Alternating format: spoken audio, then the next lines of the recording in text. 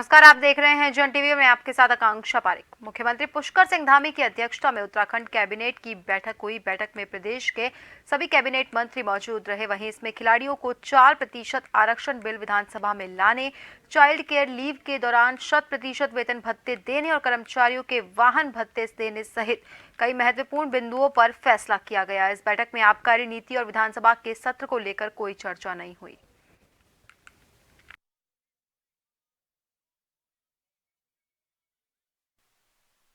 हैं कि 4% क्षैतिज आरक्षण की कई बार घोषणा हो चुकी खिलाड़ियों के लिए जो अंतर्राष्ट्रीय और राष्ट्रीय स्तर पर पदक लेके आएँ और अच्छा प्रदर्शन करें ताकि प्रदेश में खिलाड़ियों को प्रोत्साहन मिल सके।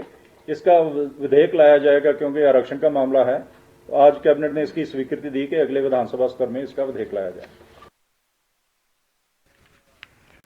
वित्त विभाग विभिन्न विभागों के सहायक अभियंताओं के वाहन भत्ते में बढ़ोतरी। अब 4,000 अनुमन्य। चाइल्ड केयर लीव में अब 2 साल तक के पूरा वेतन मिलेगा। वित्त विभाग के अंतर्गत व्यक्तिगत सहायकों का 4800 पे स्केल का नया पद सृजित होगा। इसके साथ ही केंद्र के हस्तक्षेप के बाद नए कोर्ट आदि बनाने का फैसला विधानसभा के पटल पर वापस लिया जाएगा।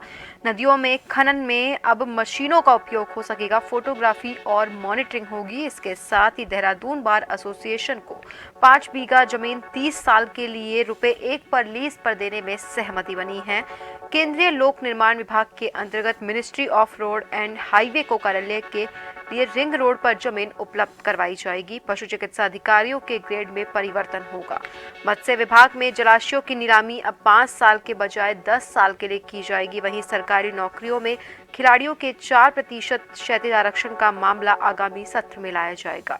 पर्यटन विभाग के अंतर्गत पर्वतारोहण और डिग्री कोर्सेज की अर्हता में शिथिलीकरण किया गया। इसके साथ ही आपको बता दें कि जादौंग गांव को वाइब्रेट विलेज के तहत फिर बसाया जाएगा। होम स्टे के लिए प्रोत्साहन, पहाड़ी शैली में निर्मित नए भवन होंगे। ऊर्जा विभाग के अंतर्गत 82 लखवाड़ परियोजनाओं में 10 लाख तक के कार्य छोटी समिति के माध्यम से हो सकेंगे।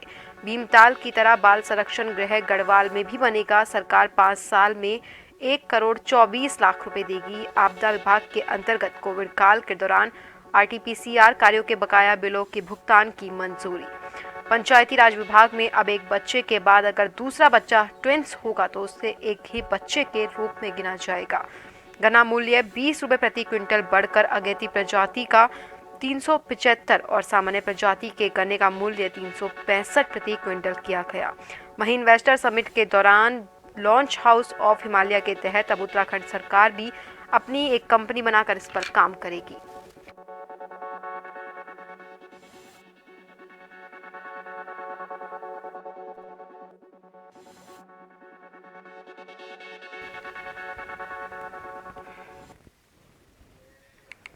धामी सरकार ने गन्ना किसानों को बड़ा तोहफा दिया। सरकार ने पेराई सत्र 2023 और 24 के लिए गन्ना मूल्य ₹20 प्रति क्विंटल बढ़ा दिए। देहरादून में हुई कैबिनेट बैठक में गन्ने की अगेती प्रजाति की कीमत ₹355 प्रति क्विंटल से बढ़ाकर ₹375 प्रति क्विंटल कर दी गई है, जबकि सामान्य गन्ने की कीमत ₹345 प्रति क्विंटल से बढ़ाकर ₹365 प्रति क्विंटल की गई है। किसान इसे पेराई सत्र में सरकार से गन्ना मूल्य बढ़ाने की मांग कर रहे थे, जिस मांग को धामी कैबिनेट ने पूरा कर दिया।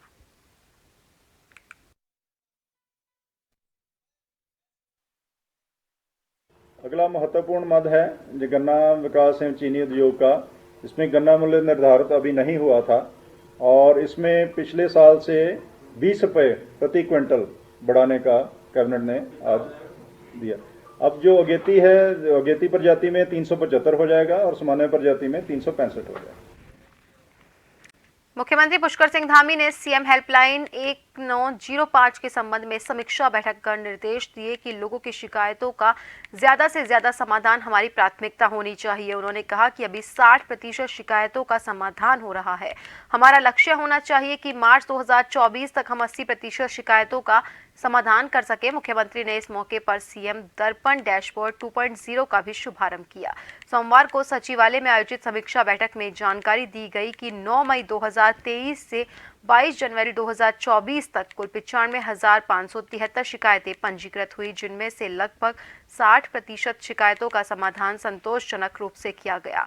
मुख्यमंत्री ने इस पर संतुष्टि जताते हुए अधिकारियों को निर्देशित किया कि मार्च 2024 तक हमारा लक्ष्य 80% शिकायतों के समाधान का होना चाहिए।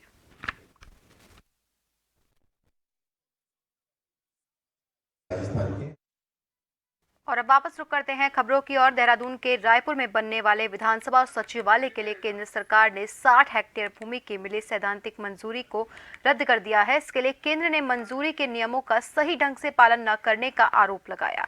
इस मामले में प्रदेश के कैबिनेट मंत्री प्रेमचंद अग्रवाल ने कहा कि अब नए सिरे से मंजूरी के लिए आवेदन किया जाएगा। इसके साथ ही उन्होंने कहा कि जमीन की सैद्धांतिक मंजूरी मिल चुकी है, धन के लिए आवंटन की प्रक्रिया भी शुरू हो गई है और अगर कहीं पर कोई भी कमी रही जिसकी वजह से एनओसी को रद्द किया गया तो उस पर भी विचार किया जा रहा है।